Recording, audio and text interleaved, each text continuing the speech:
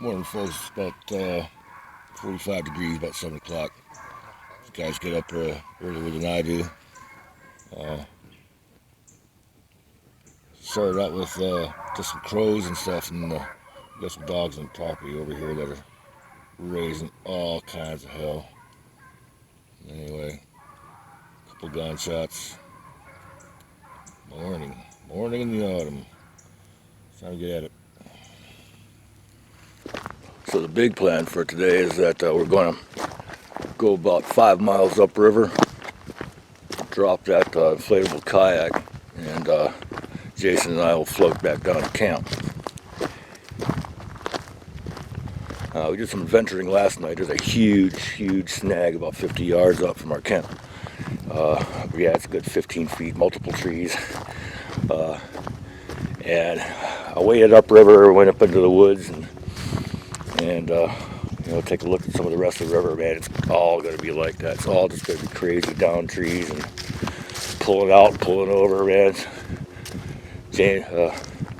Jason's original estimate for completing this trip was about 3 hours. It might take us a couple more. I don't know.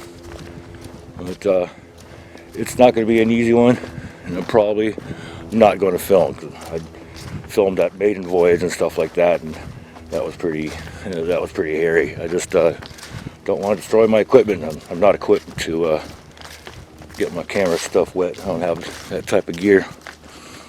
But anyway, it is what it is. Maybe I'll get some footage, maybe not. Anywho, beautiful morning. Gotta go get some breakfast. I'm hungry.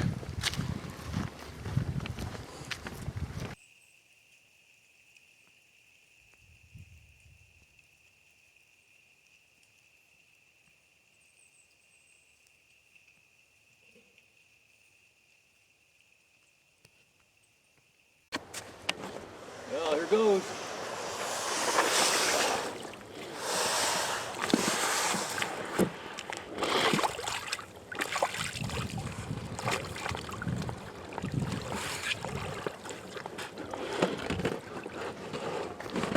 Wish me luck.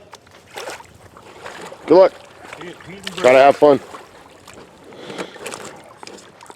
Leave that in my way.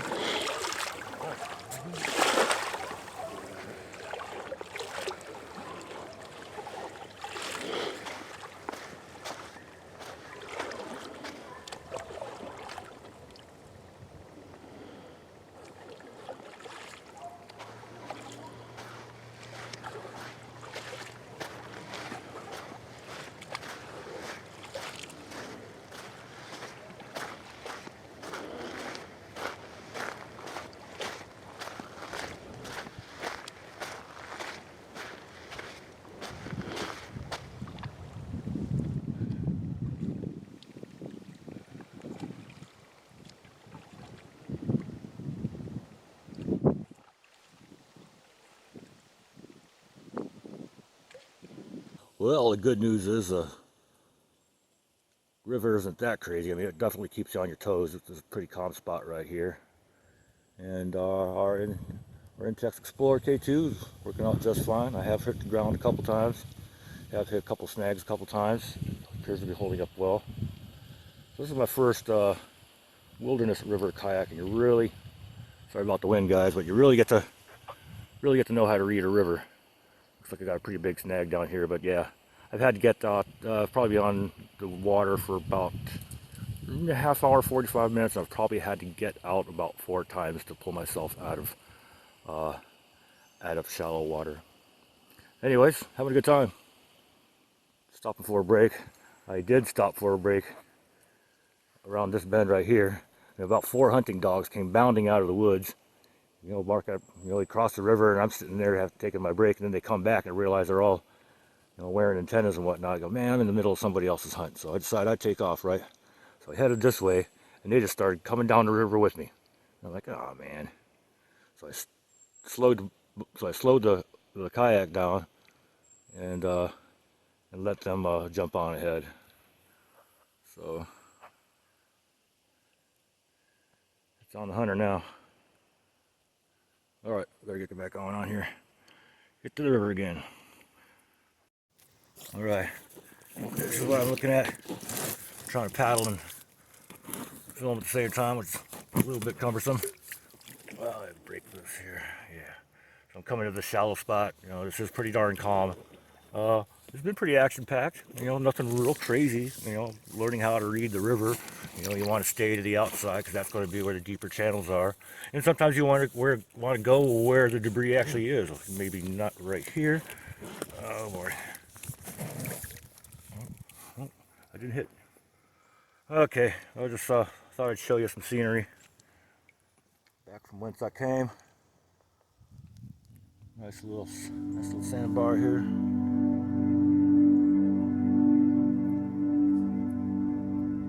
Right. Get on with it.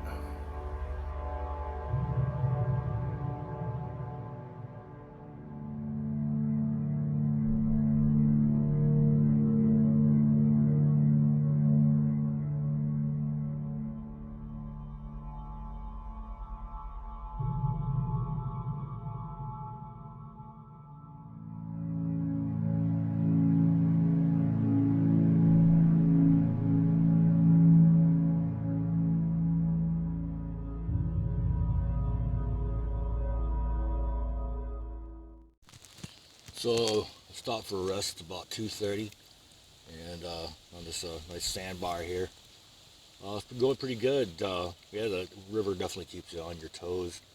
There's a lot of you know, there's places where you drift for a while and rest, but most of the time, I mean, you're constantly making adjustments, you know, course corrections, judging the river, judging where the channels are, trying to figure out what the debris is doing, and you know, trying not to get grounded or hung up on something. You know, it happens. It happens, and I'm telling you, she's proven seaworthy over here. There's a lot of these fast turns that go through, yeah, fast turns and shallow areas like I'm in right now that that are pretty difficult. Like right here, I know I'm going to be basically dragging the craft through this area because, as you can see, the all that shallow right there in front of me, and the deeper areas on the other side, and that's a hairpin turn. So I'm gonna have to go all the way out to where that one log is laying in the middle of the river there, and that's how I'm going to be able to get back into the river and get going now. According to the time estimations, it's only supposed to be about 3 hours, but I expect I might run a little bit over. But okay, I just need a rest, man. The back is killing me. All right. Well, there he is. That's pretty good timing.